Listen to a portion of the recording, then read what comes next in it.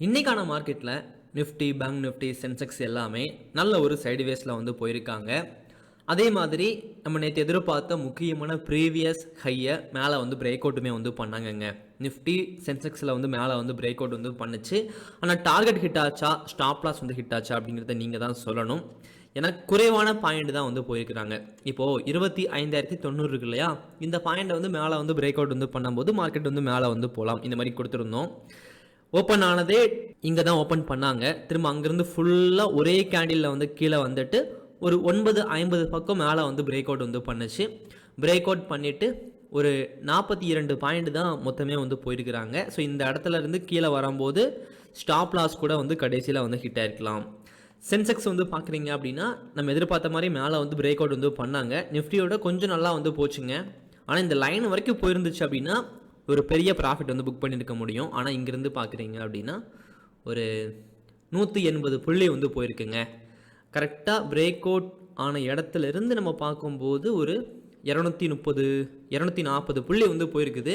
ஆனால் நம்ம என்ட்ரி எடுக்கிறது வந்து இந்த கேண்டில் தான் என்ட்ரி கொடுப்போம் இல்லையா. ஸோ அங்கேருந்து பார்க்கும்போது 180 பாயிண்ட் வந்து டார்கெட் வந்து ஹிட் ஆயிருக்கு. ஸோ நீங்கள் சொல்லுங்கள், இன்றைக்கி நீங்கள் ப்ராஃபிட் வந்து பண்ணிங்களா, லாஸ் வந்து பண்ணிங்களான்னு சொல்லிட்டு நானும் தெரிஞ்சுக்கிறேன். ஓகேங்க. இன்றைக்கான பங்குச்சந்தை ஒரு சைடுவேஸில் வந்து போயிருக்கிறாங்க. உங்களுக்கு தெரிஞ்சிருக்கும் இல்லையா, நீங்கள் ட்ரேடிங்கில் புதுசாக வந்து வந்திருக்கீங்க அப்படின்னா பங்குச்சந்தை சைடுவேஸில் வந்து போவாங்க, அதேமாதிரி டவுன் ட்ரெண்டில் போவாங்க, இல்லைனா அப் ட்ரெண்டில் வந்து போவாங்க, இல்லைனா வி டைப்பில் போவாங்க, ஏ டைப்பில் போவாங்க, சைடுவேஸில் போவாங்க. இதுதான் வந்து காலங்காலமாக திரும்ப திரும்ப வந்து நடந்துக்கிட்டு இருக்கும். இன்றைக்கி என்ன ட்ரெண்டில் போக போகுது இதை கண்டுபிடிச்சாலே போதுங்க, நீங்கள் வந்து ப்ராஃபிட் வந்து பண்ண ஆரம்பிச்சிடலாம். அதை டைமை யூஸ் பண்ணி கண்டுபிடிக்க முடியும். 11 AM ஸ்ட்ராட்டஜி என்னோட புக்கில் வந்து சொல்லி கொடுத்துருப்பேன் இல்லையா, அந்த ஸ்ட்ராட்டஜியை பயன்படுத்தி இன்றைக்கி என்ன ட்ரெண்டு அப்படின்னு கண்டுபிடிச்சி அதில் வந்து ஆப்ஷன் பையிங் வந்து பண்ண முடியும். நான் அப்படி தான் ட்ரேடு வந்து பண்ணுவேன். சரிங்களா? ஓகேங்க. இப்போது நாளைக்கான மார்க்கெட் மேலே போவாங்களா, கீழே போவாங்களா, தொடர்ச்சியாக கொஞ்சமாக நல்ல ஒரு அப் ட்ரெண்ட்லையும் போக மாட்டுது, நல்ல ஒரு டவுன் ட்ரெண்ட்லையும் வர மாட்டுது, அப்படியே மெல்ல மெல்ல வந்து போய்கிட்டு இருக்கே. எப்போ நல்ல ஒரு பிரேக் அவுட் வந்து நடக்கும் அப்படின்னா நாளைக்கு நடக்கிறதுக்கான வாய்ப்பு வந்து இருக்குதுங்க. ஸோ முக்கியமான ப்ரீவியஸ் ஹையும் ஃபார்மாக இருக்குது. அதை எடுத்துக்கிட்டு நம்ம ட்ரேடு வந்து பண்ண போகிறோம். அதே மாதிரி நீங்கள் லைவ் மார்க்கெட்டில் ட்ரேடு வந்து பண்ணும்போது ஓனாக வந்து அனலைஸ் பண்ணிவிட்டு அதுக்கப்புறம் ட்ரேடு வந்து பண்ணுங்க. சரி, ஓகேங்க. இப்போ நாளைக்கான மார்க்கெட் பற்றி பார்த்துடலாம். அதே மாதிரி நான் ட்ரேடிங்காக கோர்ஸ் எடுக்கிறது, கால்ஸ் கொடுக்கறது, அக்கௌண்ட் ஹேண்ட்லிங் பண்ணுறது, இந்த மாதிரி எதுவுமே பண்ணுறது கிடையாதுங்க. நான் ஒரு 5 புத்தகம் எழுதியிருக்கேன். ஆசான் பாகம் 1, பாகம் 2, பாகம் 3, ராயரின் மகுடம் பார்ட் 2. இந்த ஆசான் புத்தகம் இருக்கு இல்லையா, பார்ட் 1 வந்து படிக்கிறீங்க அப்படின்னா பங்குச்சந்தையோட அடிப்படை எல்லாமே ரொம்ப ரொம்ப ஈஸியாக கற்றுக்க முடியும். பாகம் 2 வந்து படிக்கிறீங்க அப்படின்னா பங்குச்சந்தையில் என்னெல்லாம் ஸ்ட்ராட்டஜி வந்து இருக்குமோ எல்லா ஸ்ட்ராட்டஜியை பற்றியுமே கற்றுக்க முடியும். பாகம் 3 படிக்கிறீங்க அப்படின்னா நீங்கள் பங்குச்சந்தையில் நஷ்டமே இல்லாமல் லாபம் பண்ணுறதுக்கு என்னெல்லாம் வழிகள் இருக்கோ, என்னெல்லாம் ஸ்ட்ராட்டஜி இருக்கோ அதை வந்து சொல்லி கொடுத்துருப்பேன். ஒரு 1000 பக்கம் வருங்க. ஆனால் சேலஞ்சாக சொல்கிறேன், ஒரு 10 நாளில் படித்து முடிச்சிருவீங்க.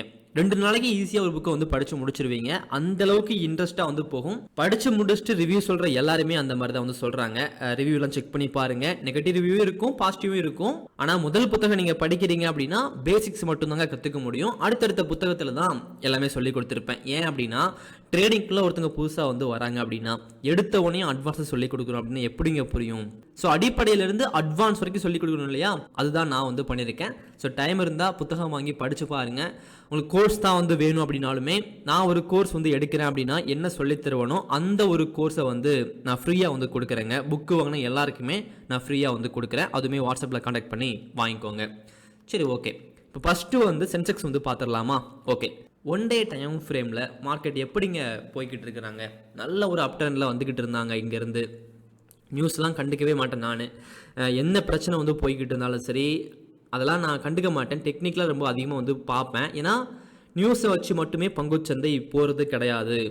இங்கேருந்து பார்த்தீங்கன்னா அதிகமாக நியூஸ் வந்தது வந்து இந்தியாவுக்கு மிகப்பெரிய பிரச்சனை, ட்ரேட் வார் வந்து நடந்துக்கிட்டு இருக்குது, அமெரிக்கா மிகப்பெரிய பிரச்சனையை வந்து கொடுக்குறாங்க, இதெல்லாம் நடந்துச்சு. ஆனால் அங்கேருந்து மார்க்கெட் இப்போ வரைக்கும் நல்லா தான் மேலே வந்து வந்துக்கிட்டு இருக்கு. இப்போவும் அந்த டேக்ஸை வந்து அவங்க நீக்கலை, அதிக தான் படுத்த போகிறாங்க. 50% வந்து கொண்டு போக போகிறாங்க.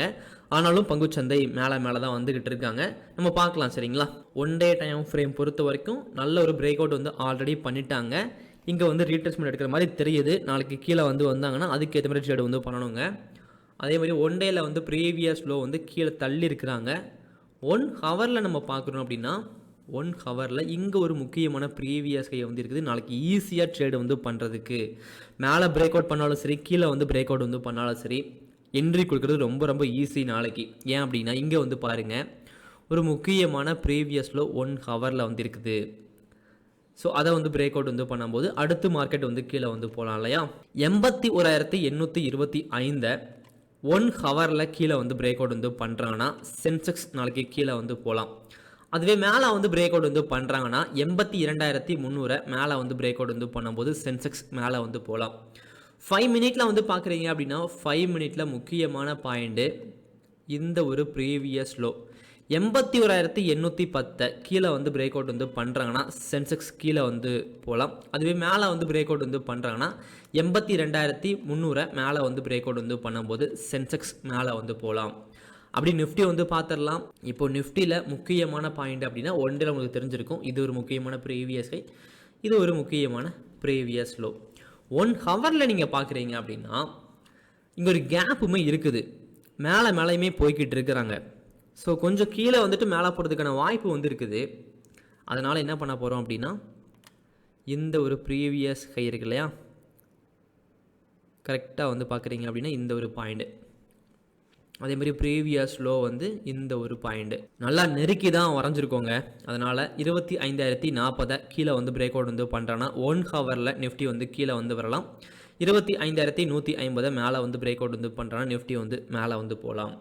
5 மினிட்டில் வந்து பார்க்குறீங்க அப்படின்னா 5 மினிட்டில் முக்கியமான பாயிண்ட்டு ப்ரீவியஸ் லோ வந்து பார்க்குறீங்க அப்படின்னா நாளைக்கு 5 மினிட்ல ட்ரேடு வந்து பண்ணுறதுக்கு 25,030 இதை கீழே வந்து பிரேக் அவுட் வந்து பண்ணும்போது நிஃப்டி வந்து கீழே வந்து வரலாம். அதுவே மேலே வந்து பிரேக் அவுட் வந்து பண்ணும்போது 25,150 மேலே வந்து பிரேக் அவுட் வந்து பண்ணும்போது மேலே வந்து போகலாம். ஒரு நாளைக்கு ஒரு ட்ரேடு மட்டும் பண்ணுங்கள். ட்ரேடிங்கில் இப்போ தான் புதுசாக வந்து வந்திருக்கீங்க அப்படின்னா அதிகமான ட்ரேடு மட்டும் பண்ணாதீங்க, அதிகமான பணத்தை மட்டும் ஸ்டார்டிங்கில் போட்டுறாதீங்க. நம்ம பண்ணுறது எல்லாமே சரி மாதிரியே தெரியுங்க, நிறைய ப்ராஃபிட் வந்து பண்ண போகிற மாதிரியே தெரியும், பண்ணுவீங்க, நிச்சயமாக நீங்கள் ப்ராஃபிட் வந்து பண்ணுவீங்க. ஆனால் கொஞ்சம் டைம் வந்து எடுக்கும்.